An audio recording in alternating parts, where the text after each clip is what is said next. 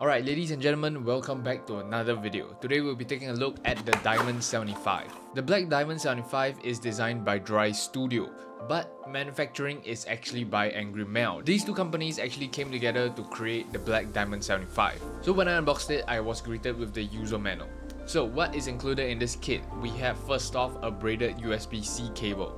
And next up is what I believe is a dongle for the keyboard to connect wirelessly. The main design concept behind this whole keyboard is actually it is targeted towards gamers. So one of the most important things when it comes to gamers, connections, which is 2.4 GHz wireless receivers and Bluetooth, is the wireless latency. So when it comes to wireless gaming keyboards, you actually have to take note your latency. This one actually has a less than 2 milliseconds latency between the keyboard and what you are inputting. Personally for myself, I always prefer to use a wired keyboard. Even if it supports wireless, I still will use my wired connection. So the first impression of it is the keyboard looks really sharp, it looks really fierce, I would say. From the brief I got, the keyboard is actually inspired by the Lamborghini Aventador, the black diamond Lamborghini Aventador, the actual car, which actually brings the keyboard to its unique and fierce shape. I don't know how to put it into words, but you get the idea. Like, it's not a regular rectangle. There's like a bunch of angles here. It uses acrylic, the carbon fiber to overlay. The screws have these golden knobs to make it look a little bit more fierce, a little bit different. So the keyboard will actually come in two different options. One of it is silver, one of it is carbon. The carbon one is the one I have, which is why you see carbon fiber on the wrist rest, on the side, which is a really nice accent you don't usually see in custom keyboards. So we're gonna disassemble the board. I feel like this keyboard isn't meant to be upgraded, just like most Angry Mel keyboards are. But I will still be taking it apart, taking a look at the internals, but let's start off with the keycaps. So for the keycaps, I'm pretty sure this is a blue samurai set with the blue, black and the gold. It looks really clean on the board, I really like it. The keycaps feel like double shot PBT, but I'm not too sure, but it really does feel like double shot PBT, and the legending, the colors, they all look really nice on the keyboard. As for switches, we actually have a new switch. This is called the Dry Rapid Ice switch. As I mentioned before, this is targeted towards gamers. So actuation for gamers is a really big thing because you want to do things as fast as possible, as efficient as possible. So this switch actually has a 1mm travel for actuation, which is really fast and really efficient, which is what we need as gamers. So the Black Diamond75 is basically a pre-built keyboard that is targeted towards gamers, but also towards that custom side as well.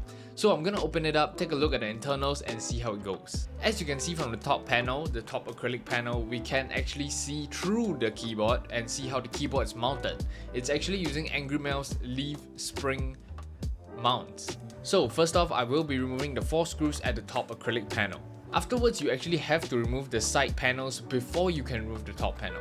I don't want to bore you too much by talking about the disassembly too much, but I do want to say how they designed this whole thing is pretty cool because the side pieces are technically not just useless, you know what I mean? It actually holds down the top acrylic panel. So once you have removed both the acrylic and the carbon fiber side piece on both sides, you will be able to remove the top acrylic panel. So after removing everything, we will be able to see very clearly our leaf spring gaskets. It is basically the same thing as what Angry Mel normally uses to mount their keyboards, but this time around there is actually less customization because in normal Angry Mel keyboards, you will be able to swap out these leaf springs for a different weight, for example, on how flexible or how sturdy you want the keyboard to be.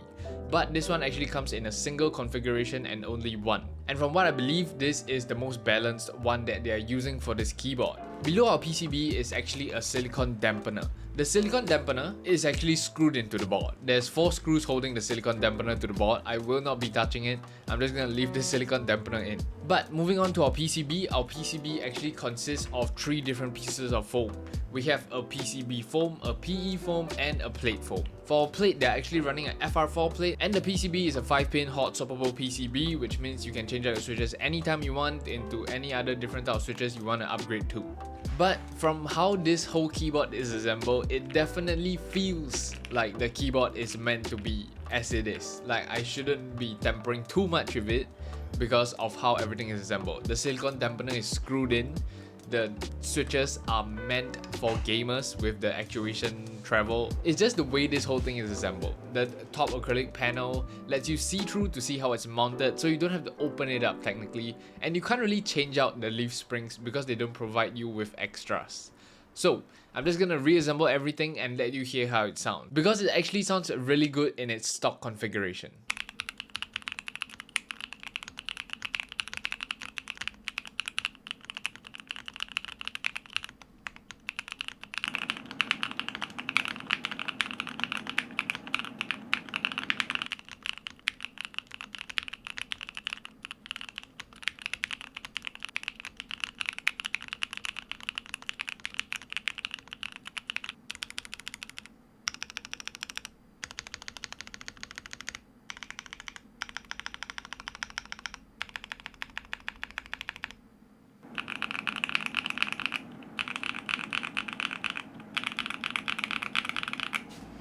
So the keyboard actually sounds pretty good, and in my opinion it looks pretty good. I would say if they allowed for detachable wrist rest, it would look even better.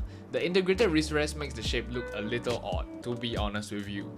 But in general, it's still a really cool keyboard, it's really unique, and it really feeds the needs of a gamer custom keyboard. So for the price, as I'm filming right now, they haven't gave me a price, but they told me that the range will be 200 to 280 USD, so in between that price, which I believe Angry Mail hasn't really released a board within that price range. So for those of you who are interested, this is definitely a very niche thing for certain gamers and for certain custom keyboard users. I wouldn't say most custom keyboard users would be interested, and I wouldn't say all gamers would be interested. But if this is what suits your vibe, the carbon fiber, the integrated wrist rest, and everything pre-configured for you, this keyboard might be for you. So if you're interested, go check out the link in the description down below. I believe there's an 8% early bird discount, so do check it out. So before I end the video, do check out the previous video where me and Squashy actually competed in a Razer keyboard showdown, and I'm actually giving away the keyboard. 2 more days for the giveaway. 2 more days. Go there, comment the keyboard, subscribe. That's all you need to do. Aside from that, comment your thoughts on the keyboard down below, like the video, and if you enjoyed keyboard content, please subscribe. I'll see you guys in the next one. Peace.